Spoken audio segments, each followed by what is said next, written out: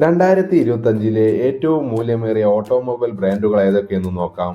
10ാം സ്ഥാനത്തുള്ളത് വളരെ മൂല്യമുള്ള ഒരു ജർമ്മൻ ലക്ഷറി സ്പോർട്സ് ബ്രാൻഡാണ് പോർഷെ.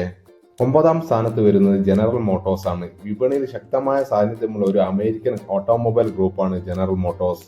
8ാം സ്ഥാനത്തുള്ളത് യൂറോപ്പിലെയും ഏഷ്യയിലെയും ഒരു പ്രമുഖ ഓട്ടോമൊബൈൽ നിർമ്മാതാക്കളാണ് വോൾക്സ് വാഗൻ.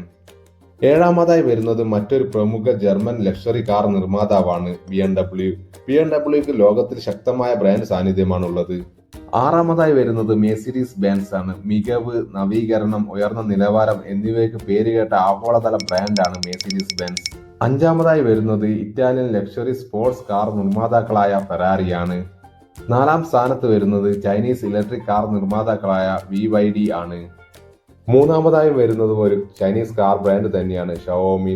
2021 കാർ നിർമ്മാണം ആരംഭിച്ചതെങ്കിലും വളരെ പെട്ടെന്ന് തന്നെ മാർക്കറ്റ് ഷെയർ ഉയർത്താൻ കഴിഞ്ഞ ഒരു കാർ ബ്രാൻഡാണ് ഷവോമി.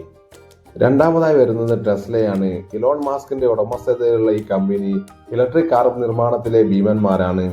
1ാമതായി വന്നിരിക്കുന്നത് ജപ്പാനീസ് കാർ നിർമ്മാതാക്കളായ ടൊയോട്ട മോട്ടോഴ്സ് ആണ്. ക്വാളിറ്റിയുടെ കാര്യത്തിൽ ഒരു വിട്ടുവീഴ്ചയ്ക്കും തയ്യാറല്ലാത്ത ഒരു കാർ കമ്പനി കൂടിയാണ് ടൊയോട്ട.